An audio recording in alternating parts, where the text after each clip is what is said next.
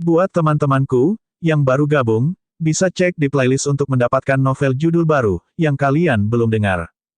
Bab 1173, Aku Paling Suka Bertemu Orang Jahat. Penerjemah, Henye Translations Editor, Henye Translations. Alice mengatakan bahwa dia telah membunuh banyak orang atas perintah William dalam beberapa bulan terakhir. Berbicara secara logis, dia setidaknya harus menjadi merah tingkat menengah pada daftar sistem baik dan jahat, tapi dia hanya merah muda. Itu karena tindakannya dikendalikan oleh chip elektronik yang menghubungkan matanya ke otaknya. Bahkan jika dia tidak mau, dia akan membunuh ketika dia mendengar perintah William. Pada saat yang sama, William telah menyiapkan chip elektronik ini sebagai salah satu detonator untuk pangkalan bendungan. Kemampuan Alice dan kerangka logamnya membuatnya sulit untuk dibunuh. Dia bisa mengirim peringatan kepada William kapan saja, dan dia bisa memilih apakah akan meledakkan pangkalan itu dan menghancurkan buktinya atau tidak. Apakah Luke telah menempatkan Alice di Space 2 malam itu, pangkalan itu ditakdirkan untuk dihancurkan sendiri.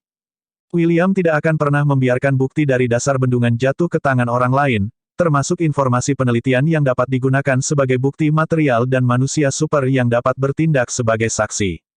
Selama sedikit saja terbuka, dia harus hidup dalam kegelapan selamanya dan tidak bisa lagi naik ke posisi yang lebih tinggi.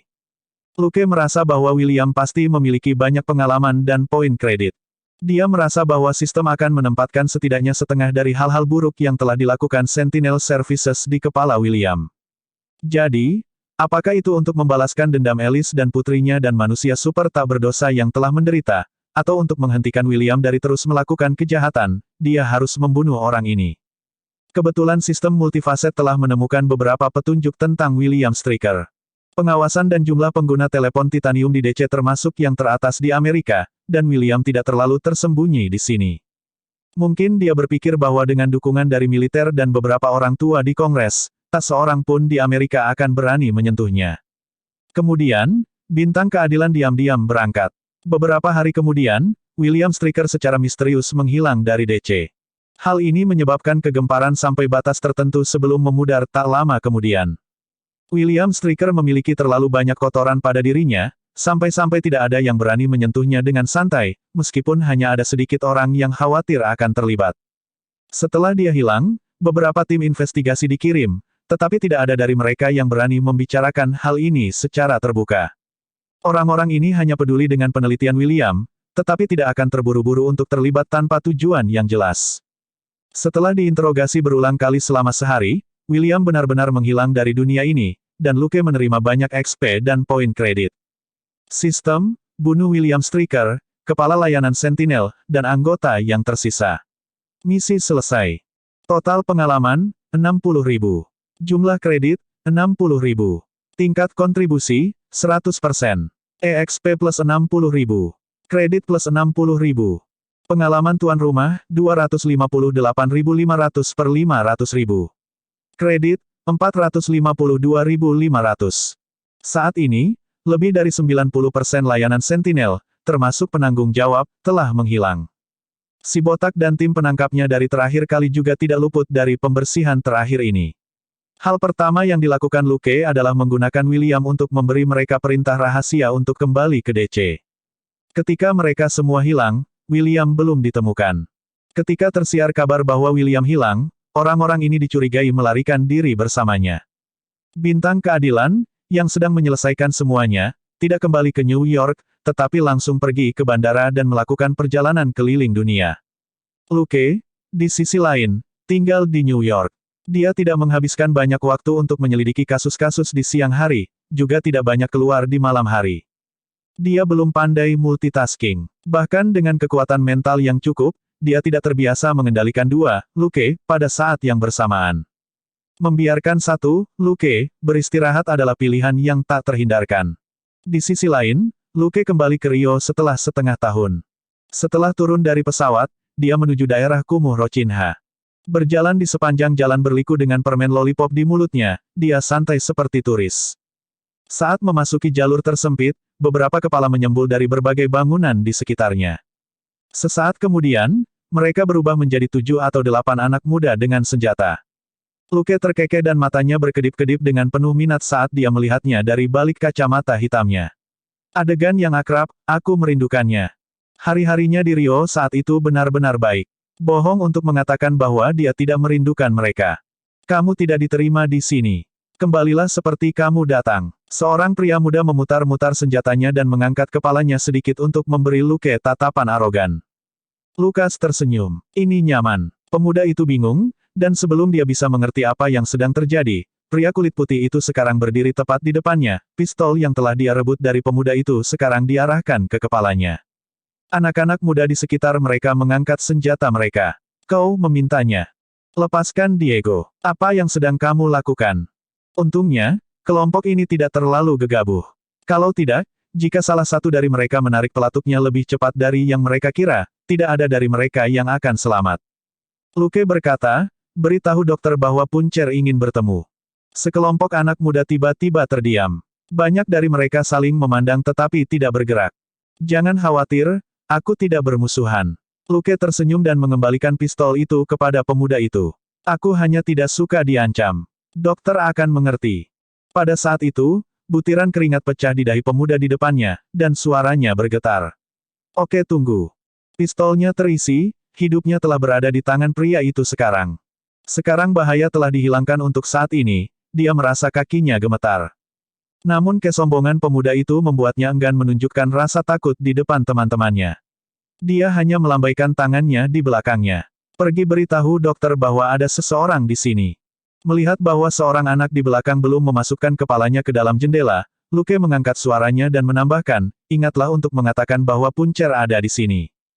Baru kemudian dia tersenyum dan melihat seorang anak berusia 15 atau 16 tahun tidak jauh dari sana. Masih mau permen? Pemuda itu tidak memegang pistol, tetapi sebuah buku. Melihat pemuda yang tersenyum dengan permen lollipop di mulutnya, ingatan yang jelas muncul di benak remaja itu, dan dia tidak bisa menahan diri untuk tidak berteriak, ini kamu. Luke mengangguk sambil tersenyum dan mengeluarkan permen lollipop dari sakunya. Pria muda itu tanpa sadar menerimanya, tetapi tangannya tiba-tiba membeku dan dia gemetar. Jangan lakukan apapun. Kami hanya melindungi diri kami sendiri. Para pemuda di sekitarnya menatapnya dengan heran. Rivaldo, apa yang kamu lakukan? Remaja itu, Rivaldo, tidak punya waktu untuk mengganggu mereka. Dia hanya menatap Luke dengan gugup. Setelah Bos Gerard meninggal, saya tidak lagi lari dengan geng, dan sekarang saya pergi ke sekolah. Benar, itu dokter yang mengajari kita. Kami bukan orang jahat. Bahkan sekarang, Rivaldo masih ingat apa yang dikatakan pemuda itu kepadanya tahun lalu, saya suka bertemu dengan orang jahat. Kemudian, Bos Gerard dan selusin anak buahnya dibunuh oleh pria ini. Bab 1174, Anda datang mencari saya hanya untuk bicara. Meskipun pemuda di depannya memiliki wajah yang berbeda dari sebelumnya, cara dia memegang lollipop dan senyum tenang di wajahnya telah meninggalkan kesan mendalam pada Rivaldo.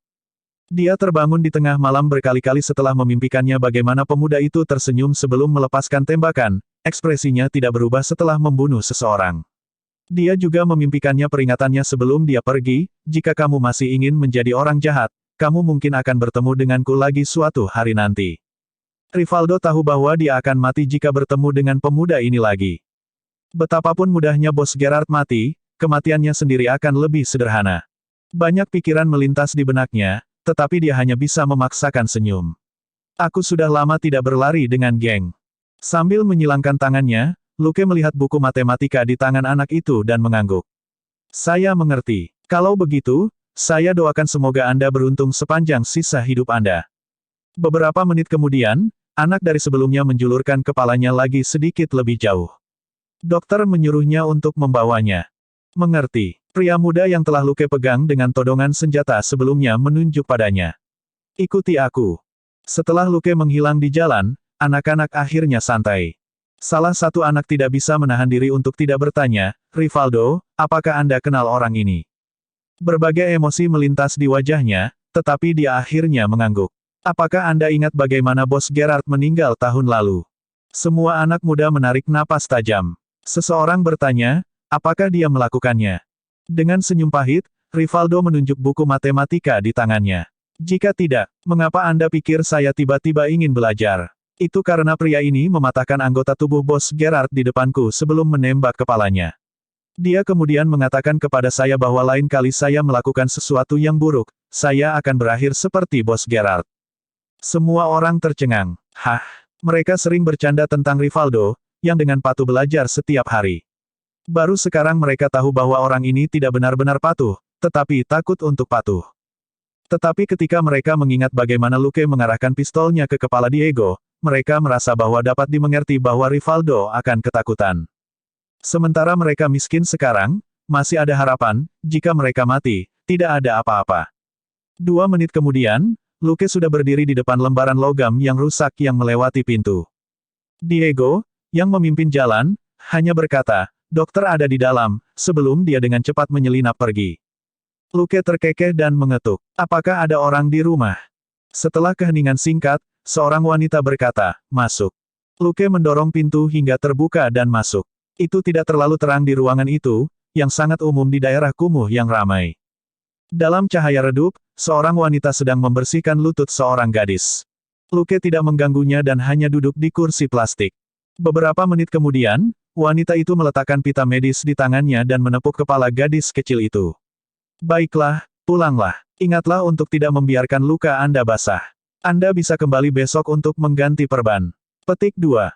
Gadis kecil itu berdiri. "Terima kasih dokter." Wanita itu bersenandung sebagai tanggapan. Saat gadis itu terlatih-tatih, dia melirik Luke, yang duduk tidak jauh, sebelum dia meninggalkan ruangan. Setelah pintu ditutup, wanita itu dengan cepat membersihkan sampah medis di atas meja. Luke menatapnya dari belakang dengan penuh minat dan tidak bisa menahan diri untuk tidak bergumam pada dirinya sendiri, dia banyak berkembang. Apakah dia berlatih khusus dengan gadis-gadis berhasil di sini? Merasakan tatapan intensnya, wanita itu berhenti untuk merapikan dan berbalik. "Kenapa kau mencariku? Katakan saja apa yang kamu inginkan." Luke merasa geli. "Tidak ada yang serius. Aku baru saja mampir untuk memberitahumu bahwa Sloan dan semua pembunuh di pabrik tekstil nomor 17 dibunuh oleh seseorang. Kamu bisa kembali sekarang." Wanita itu tercengang. Apakah kamu sedang bercanda?" Lukas tertawa. "Rebecca, kamu tahu aku tidak suka membuat lelucon." Wanita itu adalah Rebecca, si punggung merah yang telah mengkhianati persaudaraan. Namun, sosoknya telah terisi dibandingkan dengan setengah tahun yang lalu. Jelas, dia tidak melihat banyak tindakan.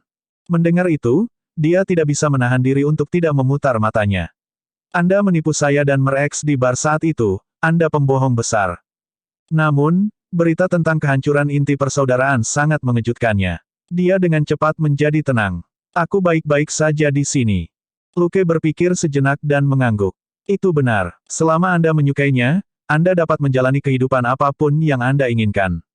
Jadi, kamu tidak akan kembali ke Amerika." Bingung sejenak, Rebecca menggertakkan giginya dan berkata, "Kamu datang mencariku hanya untuk mengatakan itu." Lukas mengangkat bahu. "Saya mampir untuk melihat seorang teman lama. Apa yang salah dengan itu?" Melihat wajahnya yang asing namun agak akrab, dia mengerutkan kening. "Kamu menggunakan wajah ini." Lukas tertawa. "Aku sudah terbiasa. Ada terlalu banyak orang asing di sini." Rebecca memikirkannya. Identitas mereka agak sensitif, jadi bisa dimengerti kalau dia datang dengan menyamar. "Lalu, mengapa kamu masih duduk di sana?" dia bertanya. Luke bangkit sambil tersenyum. "Oke, kemana?" Rebecca bertanya, "Kamu tidak ingat?" Luke terkekeh dan mengulurkan tangannya. "Nona cantik, maukah kamu, jus denganku?" Rebecca akhirnya tidak bisa menahan diri lagi dan tersenyum. "Perlakukan Anda." Lukas berkata, "Tentu saja." Keesokan paginya, ketika mereka kembali ke gubuk, seseorang sedang sarapan di dalam. Rebecca tersenyum. "Riley, kami membawa sarapan kembali. Mari makan bersama." Wanita parubaya itu meletakkan sandwichnya dan menatap Luke. "Pons." Lukas tertawa. "Lama tidak bertemu, Bloodmin. Bagaimana kabarmu?" Rebecca menusuknya dengan sikunya. "Potong omong kosongnya. Aku sudah memberitahumu, kan?" Luke tidak peduli bahwa dia telah mengeksposnya. Dia hanya tersenyum. "Yah, aku dengar kamu baik-baik saja." Setelah ragu-ragu sebentar, Riley balas tersenyum. Dia benar. Mereka duduk dan sarapan. Sore itu, Luke berangkat sendiri lagi. Baik Rebecca maupun Riley tidak berencana untuk kembali ke Amerika. Mereka memilih untuk tinggal di Rio. Sebenarnya, sekelompok anak muda sudah berkumpul di sekitar mereka di Rochinha. Tentu saja, mereka bukan pelamar. Rebecca memiliki klinik kecil dan Riley telah membuka sekolah kecil. Jadi, Kelompok itu menyebut Rebecca, dokter, dan Riley, guru. Kedokteran dan pendidikan adalah yang paling dibutuhkan oleh daerah kumuh. Kedua wanita itu tidak kekurangan uang. Apa yang mereka lakukan adalah murni karena minat. Namun demikian, mereka condong ke arah rasa keadilan, dan masih mengambil tindakan diam-diam, terlepas dari nasihat Luke saat itu. Tapi setelah Cross membuat persaudaraan menjadi paranoia, Luke kemudian membersihkan mereka, itu tidak akan pulih untuk waktu yang lama. Bahkan jika itu terjadi, organisasi mungkin tidak berminat untuk terus membuat masalah bagi mereka. Kedua wanita itu selamat. Bab 1175, hati-hati dan rajin. Luke ada di sini terutama untuk memberikan live 1 kepada mereka. Tanpa itu, mereka tidak akan bisa menghilangkan efek lanjutan dari curve shooting dan physical outburst, dan mereka akan mengalami masalah fisik dan mental cepat atau lambat. Kedua gadis itu tidak mengetahui hal ini, dan telah menggunakan keterampilan mereka beberapa kali dalam 6 bulan terakhir. Luke baru mengetahui hal ini dari Sloan baru-baru ini. Secara alami, dia tidak bisa membiarkan mereka bunuh diri tanpa alasan. Kedua, dia menyimpan sejumlah besar uang tunai di banyak brankas bank swasta di seluruh Rio untuk mendanai pengaturan masa depan kedua wanita itu. Jika mereka ingin menempatkan diri mereka di antara orang-orang biasa, mereka berdua saja tidak cukup, dan akan menarik terlalu banyak perhatian. Bahkan jika domba dilindungi oleh singa, serigala lapar hanya akan memikirkan cara untuk membunuh singa terlebih dahulu sebelum mereka memakan domba. Orang-orang masih harus mengandalkan diri mereka sendiri. Kedua wanita dari persaudaraan sangat menyadari hal ini, atau mereka tidak akan melatih anak-anak di luar. Meskipun mereka tidak kekurangan uang, itu tidak cukup untuk menjalankan operasi, kecuali mereka menjadi pengedar narkoba, yang akan bertentangan dengan aspirasi awal mereka. Jadi, mereka hanya memiliki selusin pemuda di bawah mereka, orang-orang yang menjaga pintu masuk. Bahkan, mereka hanya berjaga-jaga terhadap anggota geng dari daerah lain yang menyerang wilayah mereka, mereka seperti pengawas komunitas di sini. Tetapi seiring bertambahnya usia, mereka akan membutuhkan penghasilan, dan tidak dapat dihindari bahwa mereka akan bergabung dengan geng lain. Luke menggunakan metodenya yang paling umum, perusahaan cangkang, untuk membantu mereka menyelesaikan masalah ini. Sebuah perusahaan keamanan Shell akan mampu menampung anak-anak ini. Pengalaman dan kualifikasi tidak menjadi masalah selama ada uang. Dengan uang di tas, terserah para wanita untuk memutuskan pasukan keamanan seperti apa yang ingin mereka latih. Menurut pendapat Luke, akan lebih baik untuk membagi orang-orang ini menjadi 2 kelompok. Beberapa dari anak-anak muda ini tidak memiliki banyak ambisi, mereka hanya ingin mencari nafkah untuk memberi makan diri mereka sendiri, sehingga mereka dapat dilatih sebagai penjaga keamanan biasa. Beberapa yang ingin menjadi senjata untuk disewa dan menghasilkan banyak uang akan menjalani pelatihan dasar dan pemantauan sebelum mereka dikirim ke perusahaan keamanan lain. Ada pasar untuk tentara bayaran Amerika Selatan di dunia. Ada banyak negara di Amerika Selatan, dan situasi di sini lebih kacau. Selalu ada banyak permintaan akan tentara bayaran, dan bahkan lebih banyak lagi orang miskin yang beralih ke bisnis ini demi uang. Ini adalah kenyataan, bukan kejahatan. Seperti biasa, Rebecca dan Riley melakukan semua pekerjaan, sementara Luke hanya memberi saran dan tidak terlibat dalam detail. Adapun dukungan keuangan, dia tidak menginginkan saham, tetapi kekuatan eksternal. Keuntungan tidak berarti apa-apa baginya, apa yang benar-benar merepotkan adalah harus melakukan semuanya sendiri. Seperti saat dia menyelidiki Sloan sebelumnya, jika ada kekuatan profesional dengan lebih banyak orang yang bisa membantunya menyelidiki, itu hanya masalah uang. Bagaimanapun, dia memiliki banyak uang tunai ilegal dalam inventarisnya, serta banyak real estate dan akun pribadi di seluruh dunia, dan dia tidak dapat menggunakan semuanya. Menggunakan aset ilegal ini untuk membayar sewa kekuatan eksternal akan membunuh 2 burung dengan 1 batu. Dia tidak berniat menyembunyikan rencananya dari Rebecca dan Riley. Apakah mereka menjadi senjata sewaan atau gangster akan membuat perbedaan besar bagi anak-anak. Senjata sewaan bisa menghasilkan uang dan pensiun, ini bisa dianggap sebagai pekerjaan lepas dengan beberapa prospek masa depan. Sebagai perbandingan, apakah gangster pensiun atau tidak, 99,99% dari mereka akan selamanya miskin. Rebecca dan Selina bukan orang suci murni, dan hanya lebih condong ke arah rasa keadilan. Mereka tidak keberatan dengan rencananya. Tentu saja, Rebecca secara pribadi memberitahunya bahwa perusahaan itu miliknya. Pada saat itu, Luke mengangguk sambil tersenyum dan berkata dengan santai, kamu harus bekerja untuk melegitimasi perusahaan. Jangan memikirkan keuntungan untuk saat ini. Dalam jangka pendek, saya akan menginvestasikan kembali keuntungan untuk memperluas perusahaan, mengerti? Petik 2. Rebecca tidak mengatakan apa-apa lagi. Selama bertahun-tahun, dia hanya pernah menjadi seorang pembunuh. Tidak hanya dia tidak mengerti emosi, dia juga tidak memiliki ketajaman bisnis. Hanya ketika Riley mengatakan bahwa dia bisa menjalankan perusahaan, Rebecca setuju. Tentu saja, dia tidak tahu bahwa ketika Luke mengatakan bahwa dia akan menginvestasikan kembali keuntungannya untuk mengembangkan perusahaan, jadi itu akan membuat kerugian setidaknya selama beberapa tahun, dia tidak hanya memikirkannya dalam hal uang. Setelah itu, Luke terbang ke Eropa dan menemukan Kincaid, yang tinggal di pengasingan di Belanda bersama istrinya. Melihat si botak hitam murahan yang berdiri di teras sebuah rumah kecil, dia tidak bisa menahan tawa.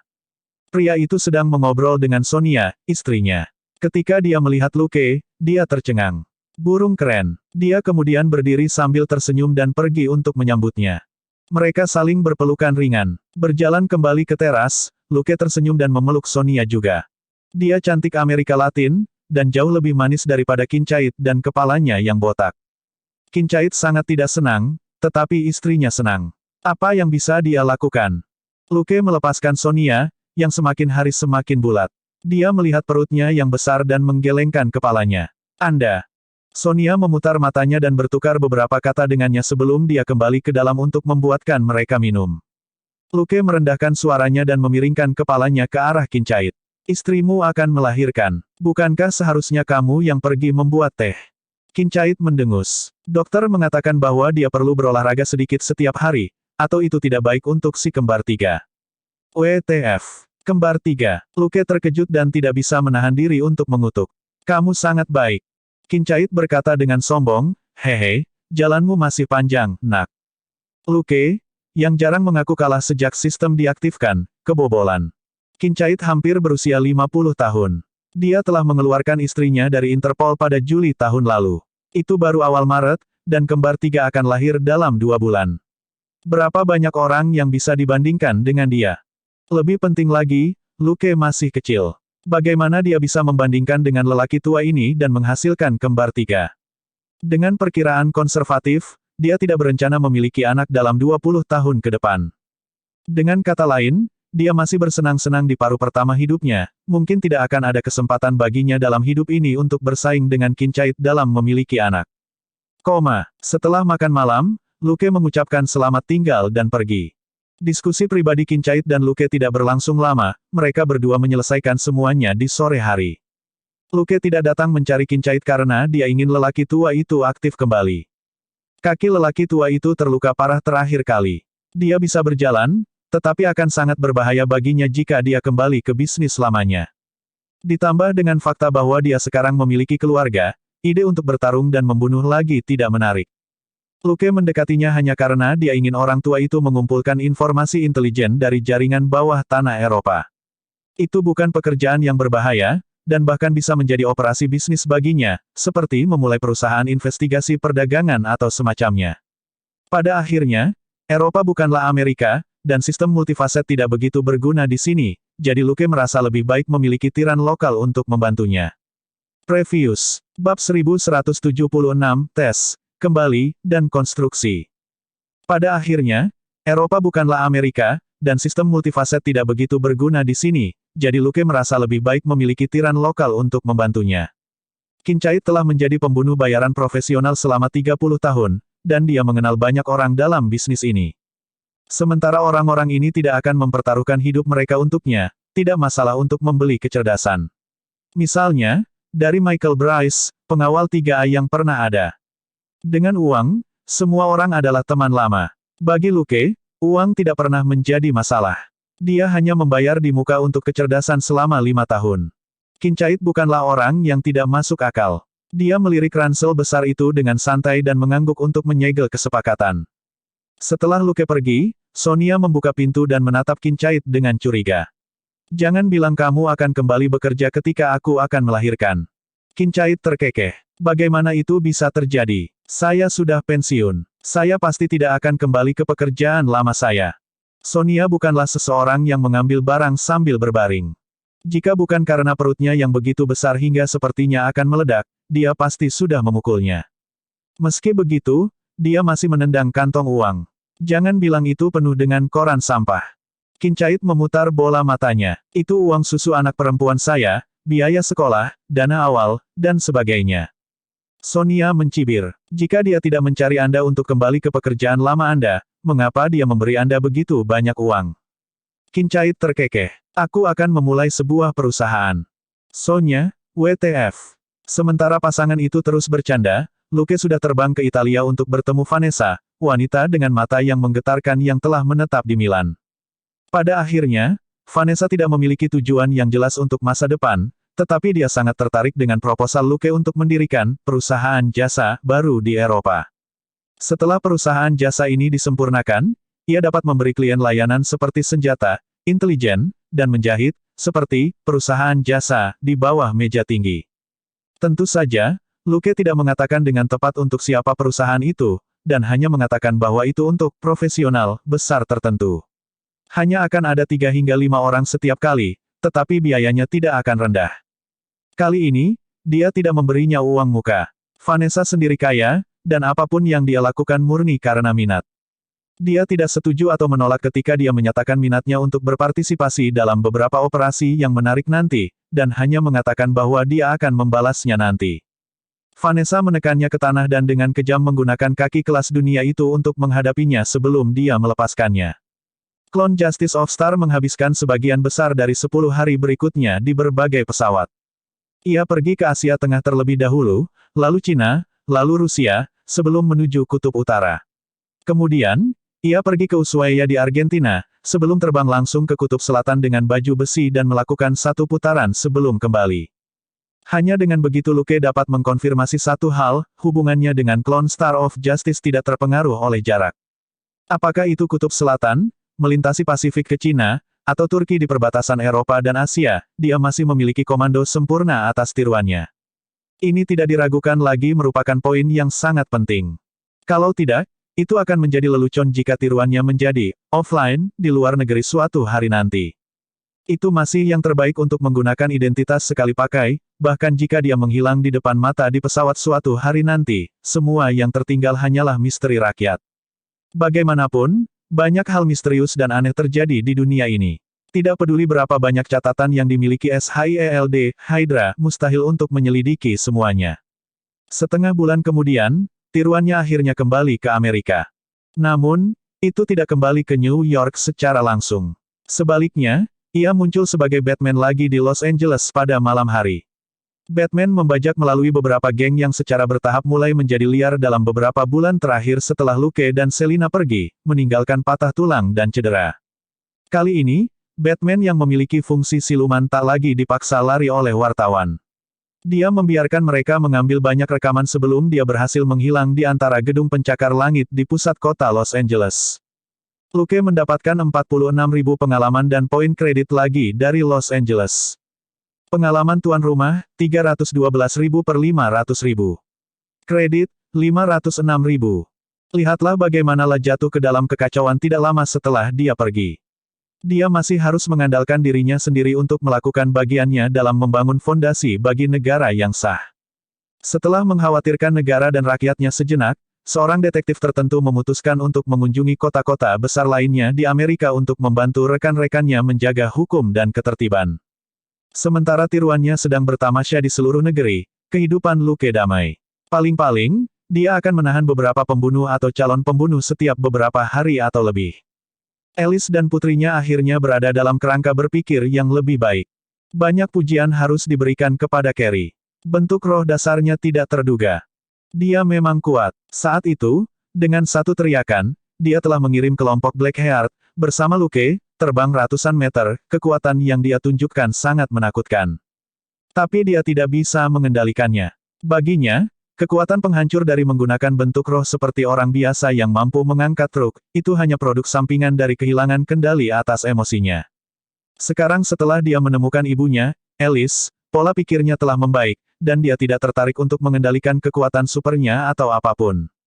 Luke tidak ingin gadis itu menghidupkan kembali mimpi buruk yang sedang bereksperimen setelah meninggalkan pangkalan bendungan, jadi dia baru saja mengamatinya dari samping. Sejauh ini, Spirit Foam benar-benar terlihat seperti kemampuan bug system. Itu bisa menggunakan sebagian besar kemampuan mental, seperti telekinesis, komunikasi mental, persepsi mental, dan sebagainya, tetapi dibatasi oleh kondisi mental Carrie. Dia menderita autisme dan tidak bisa mengendalikannya. Dia tidak pernah berpikir untuk belajar mengendalikan bentuk rohnya untuk memanfaatkan kemampuan ini, dan bekerja murni berdasarkan insting. Itu seperti bagaimana orang biasa dan ahli tempur meninju orang lain. Orang biasa akan memukul di mana saja, seperti di mata atau perut, tetapi seorang petinju bisa membunuh seseorang dengan satu pukulan. Perbedaannya seperti antara awan dan lumpur. Carrie tidak hanya seorang anak, dia juga menderita autisme. Luke secara alami tidak bisa sembrono ketika dia menggunakan kemampuan luar biasa dia dan ibunya. Untungnya, elementary pheromone control masih sangat berguna. Setelah setengah bulan, ibu dan anak perempuannya sangat mempercayainya. Luke tidak merasa bersalah atas hal ini. Secara umum, dia tidak akan menggunakan kemampuan ini pada orang atau temannya sendiri untuk memutarbalikkan pikiran mereka, karena itu sedikit bertentangan dengan kehendak bebas paling dasar seseorang. Tetapi ibu dan anak perempuannya memiliki masalah psikologis yang parah. Jika dia tidak menggunakan metode ini, hidup mereka hanya akan lebih menyakitkan. Harapan terbesar mereka adalah untuk bersama dan hidup dalam damai. Dia tidak ngotot untuk moralitas, memberi mereka kebebasan, tetapi dengan masalah psikologis mereka tidak selalu lebih baik daripada kedamaian hidup terkendali. Bukan hal yang buruk untuk menggunakan kemampuannya untuk memberi mereka kehidupan seperti ini. Bagaimanapun, selain menyingkirkan emosi negatif dan bergejolak mereka, dia tidak berniat mengendalikan mereka untuk melakukan apapun. Selama dia memiliki hati nurani yang bersih, itu baik-baik saja.